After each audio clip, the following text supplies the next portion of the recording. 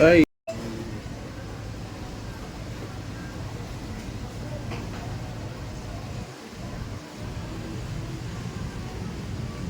Dapat nigo. Nigo. Nakigram nigo. Kiwai ka na. Mo gini sagad ko ba o iyo. Masa nga error sir? Iyo mo na ba?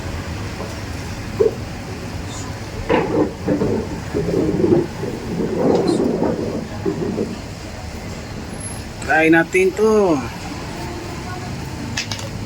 Kababayan, nating Sir, kanay, sir ba? Oh, kwento na. Punto, i-wave din sir, 50 volts. 50 volts. Ang drawing nga sir, na may ground sir. Aso? Oh, ground na. Paano na sa ground? I-connect naman na si ground. Oh, kung ground. Gikan sa 4. Gikan sa BR1. Dili. No, BR1 man. Ah, gikan sa 4. Gikan sa 4, paingon sa ground. Oh, Pwede na ako mag-connect dyan. oh, ano? Kay parallel ram na siya. Ang usa ka TL parallel ram na sa number 4. Oo. Number 4, positive din sa capacitor ngadto sa speaker. Ang ground gatuyok na siya. Tuyok eh. Gatuyok ng ground. Lagi practice yung mayo.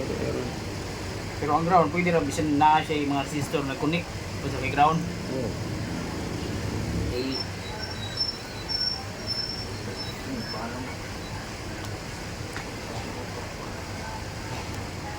Di naman di ko mistil magamit pag ano. Gamit pag og lintik ani naman di ko cellphone no. Pwede ra din ako hindi kayo di. okay kayo. No? Kuha na eh. Nga ako lang problema pa niyo. Cellphone sir. iPhone. Dini iPhone, kuha ra mo ni Vivo. Kasi positive ba ni sir? Wala, bali-bali ra. Bali na. Bali ra. Ano ni Myler eh? Oh. Kuha na, ceramic pero pwede ro na nimo mailar. Mailar lang. Kuyawan lang ko ba kay basin niya. Ari ko ring tanaw, basin niya karene no kumsulda ba. Last time cellphone ko guba. Maboslet sayon. Okay, lipat. Lipat ka ba? Ari no ka cellphone magsulda na doon. Tapos, Sila kada kung disgrasya. Naghanag yung electronic technician sa aircon ani. Laki ha. lagi na sir. Sa una gamay ram ta kayo.